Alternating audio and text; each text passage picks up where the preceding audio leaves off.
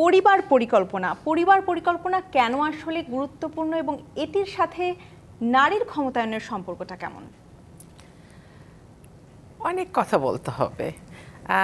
পরিবার পরিকল্পনা শব্দটি আসলে শুনলেই তো চোখে ভেসে ওঠে যে একটা পরিবার সে তার মতো গুছিয়ে চলবে, এবং পরিবারের দিকে যদি আমি তাকাই তার মূল নিয়ন্ত্রক কিন্তু একজন নারী।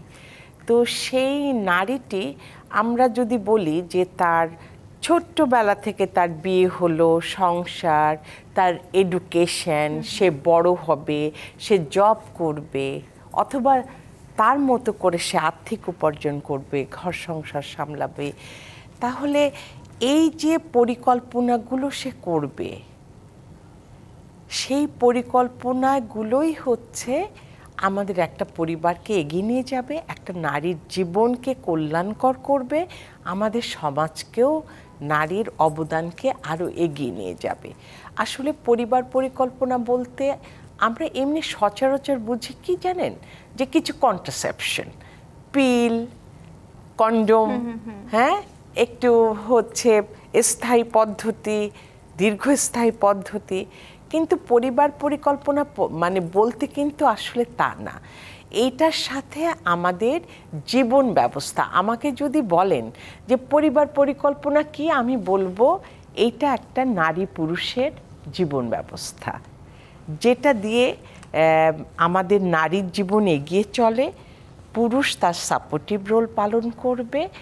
এই মিলিয়েই হচ্ছে পরিবার পরিকল্পনা, যেটা আলটিমেটলি আপনি যেটা বলছিলেন মেরি স্টপসকে বলতে গিয়ে, যে এটা একটা জাতীয় বিষয়। আসলেও তো তাই।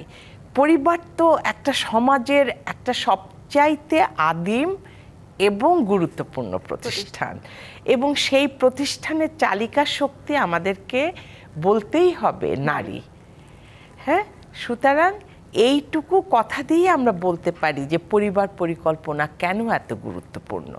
আর যদি আপনি আসেন যে নারীর, আপনি যে আজকে যে শীর্ষক টাইটেল নিয়ে আমরা বসেছি যে নারীর ক্ষমতায়ন, ধরেন আমাদের দেশে কিন্তু বাল্যবিয়ের হার এখনো অনেক, ঠিক না? তো আমাদের হয়ে গেল বাল্য বিয়েটা, আমরা ঠেকানোর জন্য অনেক কিন্তু প্রিভেন্টিভ মেজার আমাদের সরকার, আমাদের যারা বেসরকারি সংস্থা, এমনকি এখন অনেক মানুষও সচেতন, তারপরেও তো আমরা মানে 50%-এর নিচে নিয়ে আসতে পারলাম না। তাহলে হয়ে গেল, আপনি কি তাকে জীবন থেকে বাদ দিয়ে দিবেন?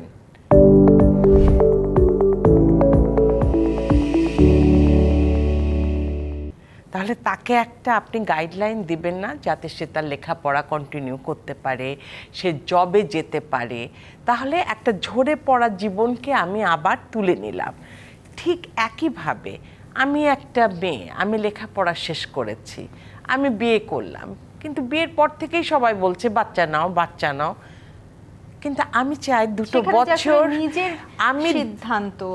আমি দুটো বছর কাজ করে আমি বেবি নিতে চাই, কিন্তু আমার সিদ্ধান্ত, আমার পছন্দ সেখানে ইগনোর করা হচ্ছে। তার মানে কি, সবাই যে বিয়ের পরপরই আসলে বলতে থাকে যে বাচ্চা নাও বাচ্চা নাও, একজন নারীর জন্য তো আসলে এটা এক ধরনের মানসিক প্রেশারও। অবশ্যই মানসিক প্রেশার, এবং আপনি দেখেন যে তার স্বপ্নের সাথে অন্যদের চাওয়া নাও যেতে পারে, তাহলে সে কি করবে তখন? তার মানে কি, যে আমরা যখন নারীর ক্ষমতায়ন, আপনি ক্ষমতায়ন অনেক দূরের পথ, আমি যদি তার একটা ওয়েলবিংয়ের কথাও বলি, তাহলে এখন আমরা আমরা যে শতাব্দীতে আজকে 25 সালের শেষে এসে বসেছি, আমরা একটা নারীকে কিভাবে ভিজুয়ালাইজ করি যে সে কাজ করবে, হ্যাঁ, সে তার একটা পরিচয় গড়ে তুলবে, এইটাই তো আসলে ক্ষমতায়ন, সে সুস্থ থাকবে। কিন্তু আমরা যদি দেখি যে সে 5টা-7টা বাচ্চার মা, তার পছন্দের বাইরে তাকে নিতে হয়েছে, সে অসুস্থ একটা জীবনযাপন করছে, তাহলে ক্ষমতায়ন তো দূরের অর্থাৎ এই যে কথা। পরিবার পরিকল্পনার সাথে কিন্তু আসলে অনেকগুলো বিষয় জড়িত, যেমন নারীর মানসিক স্বাস্থ্য থেকে শুরু করে নারীর শারীরিক স্বাস্থ্য, এবং সেই সাথে কিন্তু অর্থনৈতিক একটা বিষয়ও চলে আসে। হ্যাঁ, আপনি জব করবেন, ধরেন আপনি ঢাকা শহরে কাজ করছেন, আপনি এখন থাকেন একটা মানে সিঙ্গেল ইউনিট পরিবারে, আপনি যদি আপনি ডিসিশন নেবেন। আমাদের মেডস্টপসের কথা হচ্ছে, আমি কোনো টার্গেট ওরিয়েন্টেড না, আমি আমার পছন্দ মতো সময়ে, আমার একটা মন চাইলে একটা, দুটো মন চাইলে দুটা, তিনটা মন চাইলে তিনটা, কিন্তু সেটা হতে হবে আমার প্রেফারেন্স।